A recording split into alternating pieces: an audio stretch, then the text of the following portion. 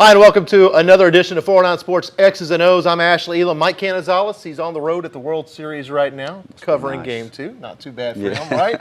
I was there last night at Game 1 and lost, so maybe we can change our luck by sending Mike by himself. Yeah, hope so. It's not starting off too good. Yeah, more on that in a minute. Head coach Brandon Prouse from the Deweyville Pirates, and you know, ever since you went over to Deweyville, I've said this to multiple people, you are all about promoting those Pirates, trying to get not only football covered, you want volleyball, you want baseball, you want as much as you can see Deweyville out there.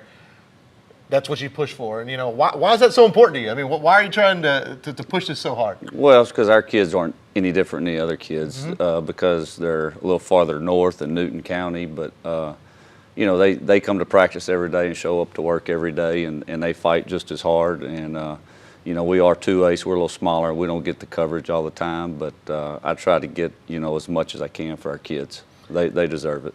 And, you know, you've also brought some winning out there. You know, you got that playoff spot the first year out there. Last year, just missed out. But this year, you're in the thick of the playoffs again, coming off a big win over Holday Zeta. It finally just seemed like everything clicked, piled up some points on them, got a big lopsided win, and just what was working for y'all? Well, we were able to attack the perimeter a little bit against Holday Zeta. It's kind of very similar teams. Not really a whole lot of team speed on the field per se, you know, but actually, you know, they were pretty young, and we've got 6 seniors, and they've taken over leadership role, and I like the way they're playing right now, and playing very physical and very fast for us and downhill. And the offense started clicking finally.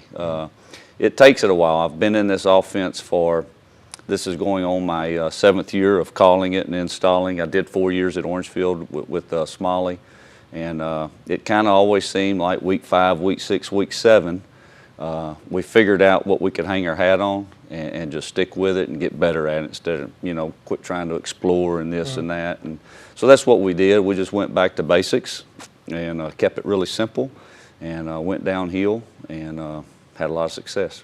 Now, if you're discussing that offense, it's one that we enjoy talking about a lot. The slot T. So are you a member of the slot T Mafia?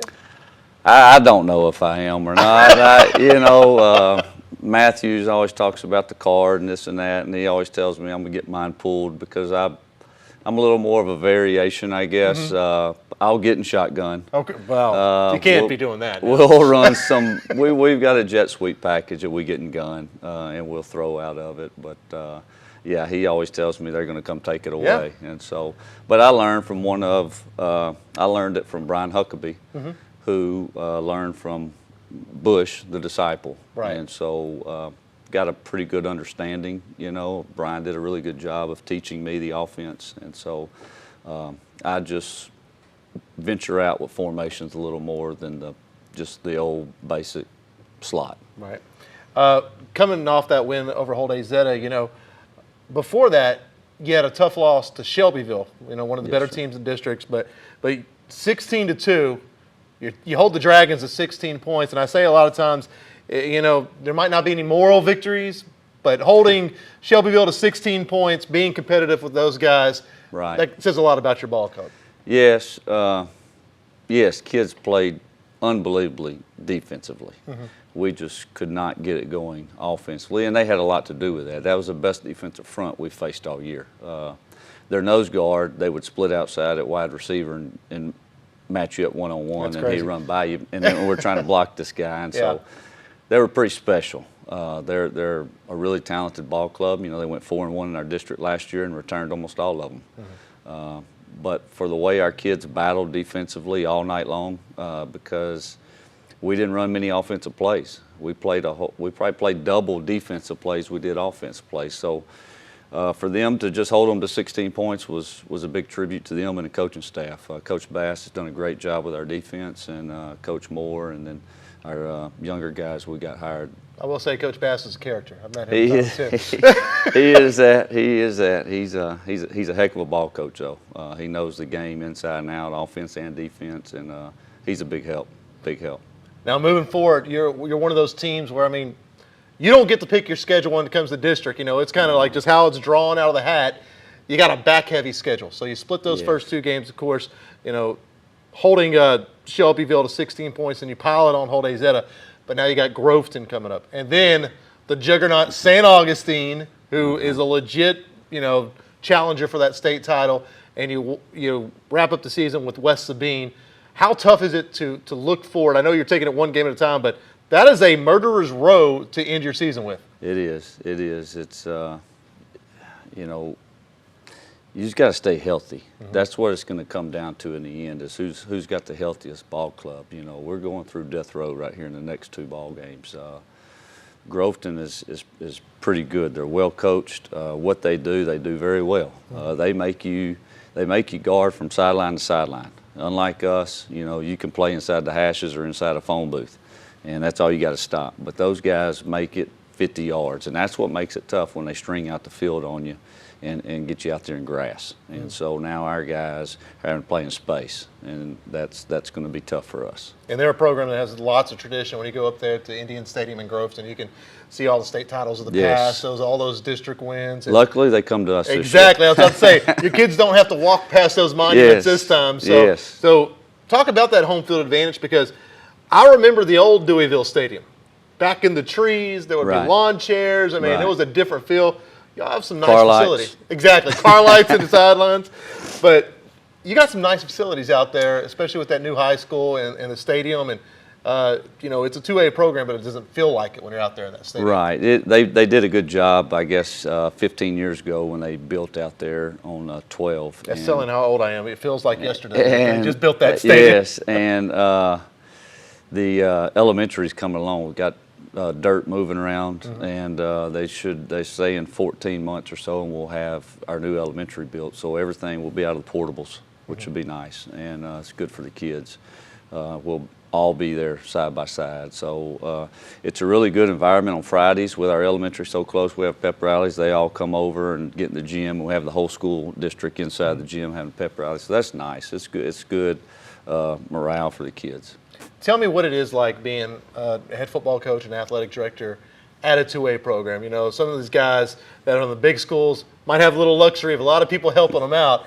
Tell me about what it is day to day for you out there. I can tell you right now, Jeff Matthews or Faircloth or Smalley or Peavy was not on a lawnmower mowing grass today. Right. And today I got a little grass in my eye right now. I mowed the football field, softball field, and baseball field all before practice. And so it's you're a little jack of all trades. You do it all. Don't have a secretary, so I do all secretary work too. Me with Coach Bass. So I've kind of made him my secretary. You answer immediately, by the way, when I reach out to you, so I appreciate that. Yeah, well, we try. I mean, it is tough. I mean, we're pulled very thin. You're driving buses. I'll lose a coach every now and again to practice because they'll have to go drive a bus route because we have a bus driver sick or whatever, and so. You just do a little bit of everything to help out wherever you can help out, and it gets very tiresome sometimes. Yeah. I sleep very well. So what high school did you go to? I went to Orangefield. Orangefield. Okay. Graduated from Orangefield. I mean, a little bit bigger feel over at Orangefield, but is that something you're comfortable in? I am. Small school atmosphere? I am. I do like the small school atmosphere. Deweyville, it's the exact same as Orangefield with about 250 kids less. It's the same kids. We've got great kids in Deweyville. That's why none of our teachers ever leave in Deweyville. It's a stigma to go to Deweyville, but once you get there, you fall in love with it. Right. Because you got small class sizes. You got great kids. We don't have discipline issues out there. And so that's what was hard this year when we started trying to hand out raises. The superintendent had a hard time trying to figure out the money because we were so heavy on the 21 plus because all of our teachers have been there forever. Yeah. They don't leave. And that's a tribute to the kids in the school district. So. All right, Coach. Well, we're going to go a little bit more about your philosophy and, dealing with, unfortunately, the flood of Imelda. You're one of those personally touched by that. We're going to get into that a little bit more coming up after the break. More X's and O's coming up.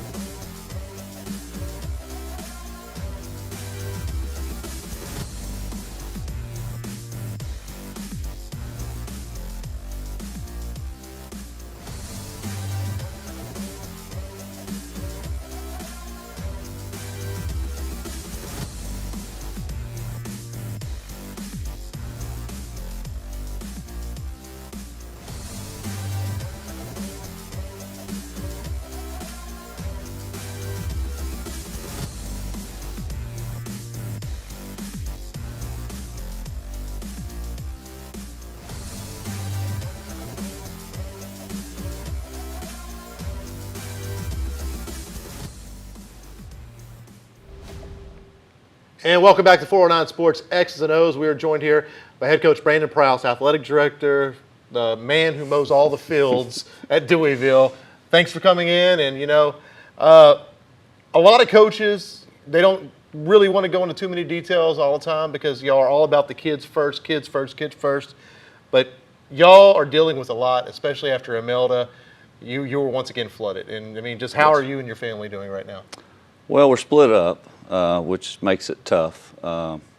Stepdaughters are staying in a friend's house right now, and me and my wife are staying in some friends. They have a barnuminium. It's kind of his man cave, more or less, and they've given it up to us. So we've been out there for the last, since it hit, and but the house is pretty much back together.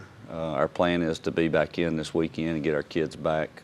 It's been tough on all of us, just being away from them, our daily routine, but we're trying to do the best we can and not show any of that, when we're in front of our students. Or, my wife's a teacher too at Britt City, and so, but that's been the hard part, is just what it's done, kind of pulling our family apart through these last 6 weeks. But, we've tried the best we could to get through it, and not show to our school kids, for sure, and our kids too. We've had to be strong for them too. So it's been a tough deal.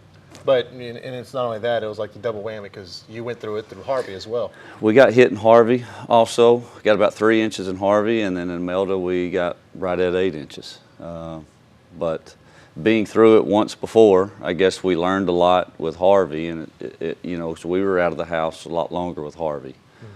Cut higher up on the sheetrock and all that, and it was a mess. This time we didn't cut as much sheetrock out, and I've been able to go back with plywood and covering it with a baseboard, and so it's been a whole lot cleaner process. Me and one of my assistant coaches actually laid floor all day Sunday for 12 hours. Wow. And so, we watched film on Saturday, and then he came over, thank God, and because he used to do that. And so we laid a lot of floor for the living room and dining room and hallway. And then today we got carpet put down, so I had to leave work, go meet the contractors, and they'd put carpet in the bedroom, and then go back to work and practice. And it's just, you never stop. Yeah, that's what I was going to say. How are you balancing that all? Because, like I said, you already said as much as you do as a 2A athletic director. Just finishing up mowing all the fields today.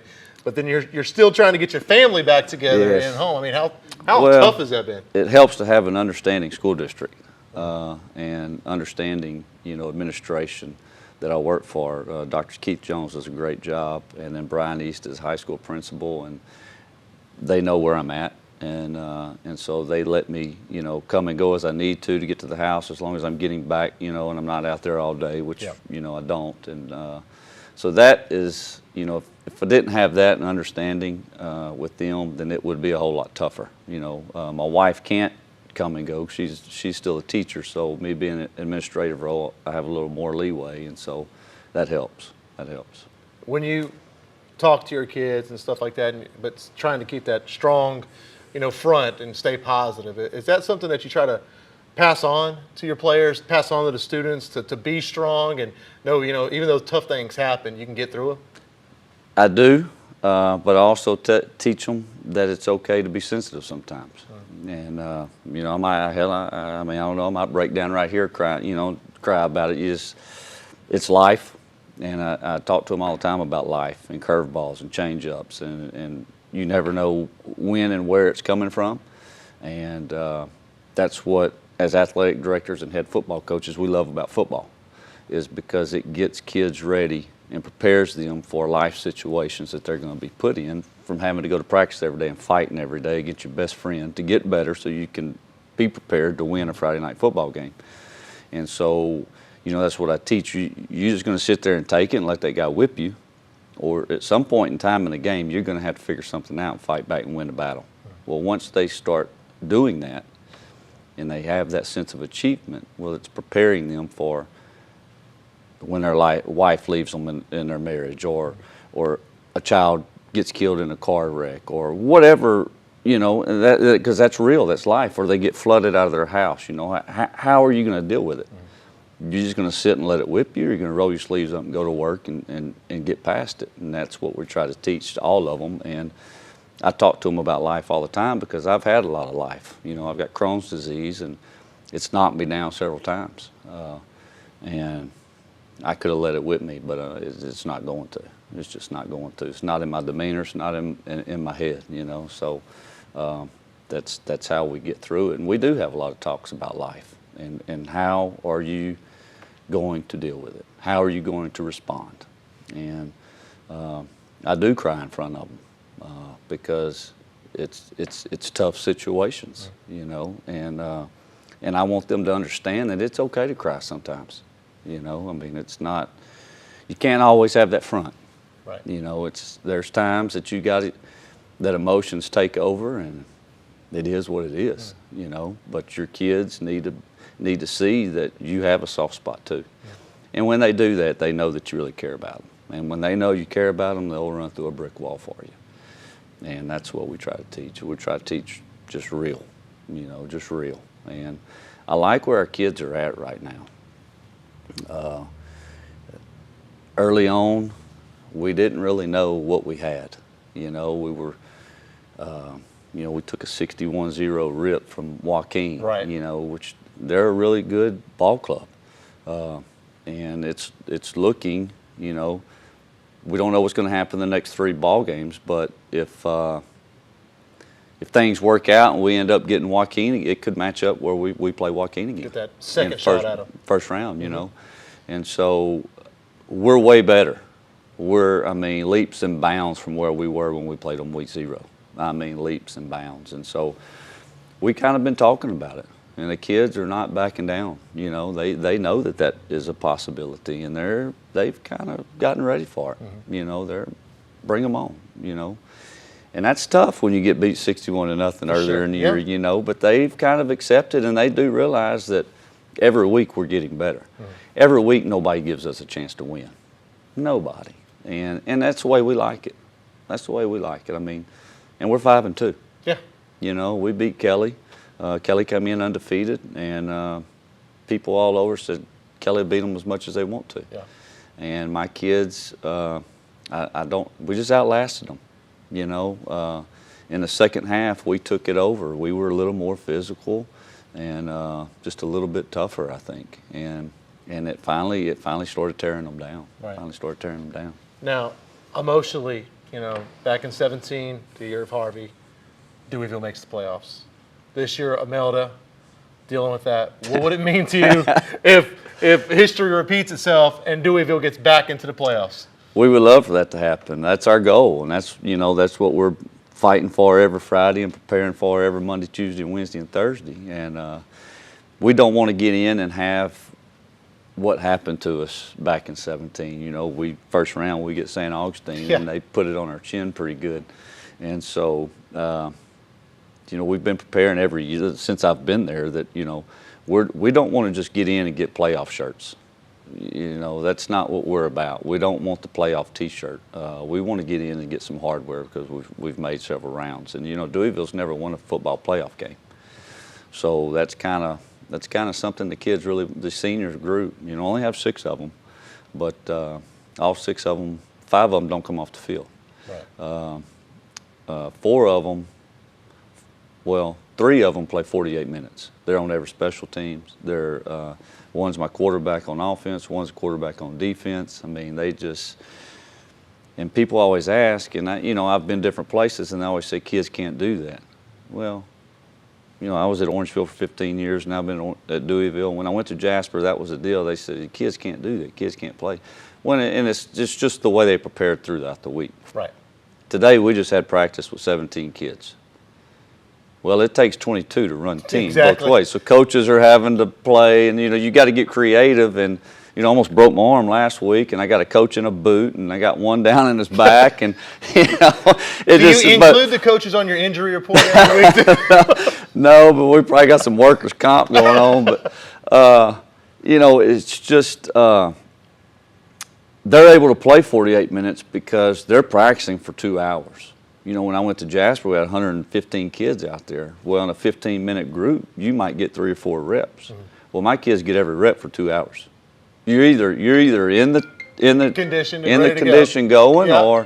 or you're on the scout team. Yeah. So that's how we're able to do it. But that's how we prepare. And we don't do a whole lot of running after practice. We'll run for discipline, but we tell the kids, you practice hard, you don't need to run. You're practicing for 2 hours. That is your conditioning, and they've bought into it. All right, Coach. Well, I appreciate you stopping by. Sure. Wishing you Enjoyed the it. best of luck against Groveton, those Indians, a very tough program, but we're pulling for those Pirates this week. We want to see y'all in the playoffs. Well, this year we're catching them somewhat healthy. Right. Last year, Jose Zeta knocked 6 of our starters out, and that's what kind of got us last year was injuries. And this year we're a little healthier. My quarterback went down Friday night, but it was just an MCL sprain, and he's been practicing, and so hopefully he can go wide open Friday night, and that'll be a big help. Have those guys on the field. So we're looking forward to it. Sounds good. That's going to be one of the games we'll be featuring on the 409 Sports Blitz. Unfortunately, it looks like it's going to be soggy conditions, rains earlier in the day, making those grass fields a little soft out there. So be prepared, Coach. I know you already Might are. help us. All right, Coach. Until next week, we'll see you back here on 409 Sports X's and O's.